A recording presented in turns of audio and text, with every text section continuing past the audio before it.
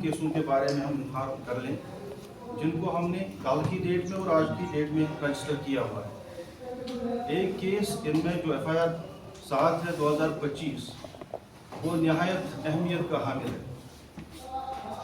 ACB के ऊपर अक्सर डिले की शिकायतें मौसूल हो जाती हैं। उसके पीछे कई कारण होते हैं जो कि आम लोगों को उसका समझ नहीं होता है, लीगल प्रोसेस की समझ नहीं होती है।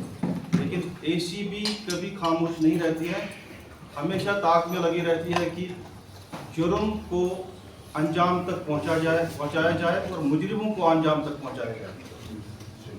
पहला FIR जो हमने लॉन्च किया है कल शाम देर गए, FIR नंबर 7 2025, ये हमारी होकरसर वेटलैंड के बारे में है। आपको पता है होकरसर वेटलैंड जो है ये इको फ्रेजाइल जोन है। रामसर कन्वेंशन के तहत नोटिफाई हुआ है और उसके तहत इसकी देखरेख चलती है। इसकी कैरिंग कैपेसिटी 2014 के फ्लड्स के बाद कम हो गई थी,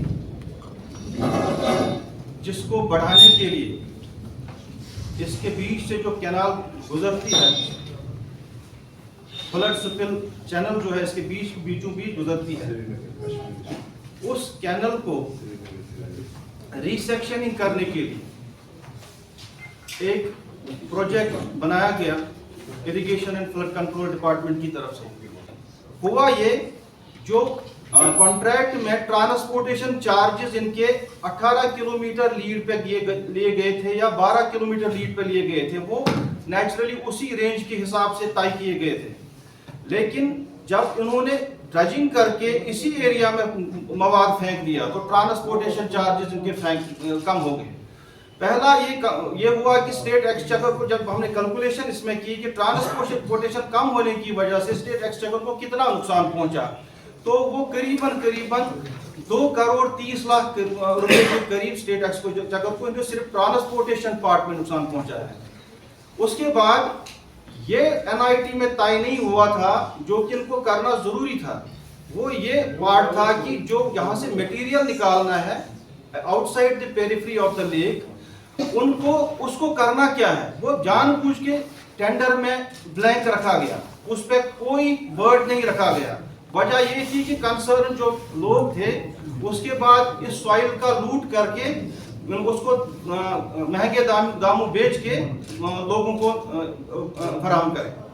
अब दूसरा ये था कि अगर हम टोटल लॉस हम देखेंगे, एक लॉस तो आपका ट्रांसपोर्टेशन की वजह से हो गया, दूसरा लॉस आपका जो कंसिडरेशन लॉस जिसको हम बोलते हैं, जो प्रॉस्पेक्टिव हमें रॉयल्टी की स्ट्रक्चर में VRD एंड माइनिंग डिपार्टमेंट से हासिल हो सकता था, वो भी इन्होंने नुकसान उसका पहुंचाया। इसका मतलब सीधा ये हो सकता है, अभी तक जो क्रूड लॉस हमने इसमें से निकाला वो 2.30 करोड़ है जो मैंने आपको बताया, लेकिन मजीद तहकीकात में जिसके हम पीछे पड़े हुए हैं, जो कंसिडरेशन कॉस्ट उसकी कैलकुलेशन हम इन्वेस्टिगेशन में करने जा रहे हैं, तो लगभग ये लॉस हमारा 5 करोड़ के इर्द गिर्द बनता है।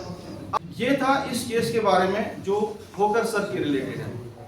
अब FIR नंबर 8 जो है, दूसरा एक FIR जो हमने आज रजिस्टर किया हुआ है 2025, ये लावडा के बारे में है। अर्सपाइल लावडा जो LCA में आज है, इसका हालांकि ये उतनी ज़्यादा बड़ी अहमियत का हामिल नहीं है क्योंकि FIR दर्ज हो गया आज, तो इसलिए इसकी भी जिक्र करना चाहेंगे हम आपके सामने। ये इलीगल एक बिल्डिंग परमिशंस का मामला है। 5 होस्टल बिल्डिंग्स बनानी थी गगरीबल एरिया में, उनके परमिशन को पहले ही अंडर सेवरल वायलेशन, जिन चीज़ों का ख्याल परमिशन देने के दौरान रखा जाना चाहिए था, उनका ख्याल नहीं रखा गया। जैसे एक उसमें ये कंडीशन थी कि हर एक हॉस्टल के लिए आपको 3 कनाल के लिए 50 यानी लड़कियों का जो हॉस्टल बनना था उनके लिए 3 कनाल की ज़रूरत आपको होनी चाहिए थी। लेकिन किया क्या गया, इसको डाइल्यूट करके 2 कनाल बना दिया गया, तो टोटल में आपको 5 हॉस्टल्स के लिए 15 कनाल दरकार थे, लेकिन आपको परमिशन मिल गया 12 कनाल पर ही। लेकिन और परमिशन भी मिली भगत की वजह से 2 फेजेस में दिया गया। पहले 3 हॉस्टल का दिया गया, उसके बाद during connivance with the custodian department बाकी 2 हॉस्टल्स का भी परमिशन दे दिया गया। ये उसकी एक वायलेशन है। दूसरा, जो अप्रूव्ड प्लान थी 5 बिल्डिंग का, उसको वायलेट किया गया। हॉस्टल्स का परमिशन था लेकिन होटल्स तामीर हुए, नंबर ऑफ रूम्स उसमें बढ़ा दिए गए और टोटल स्ट्रक्चर जो अप्रूव्ड प्लान के हिसाब से उसको वायलेट किया गया। तो ये था हमारा जो 2 FIR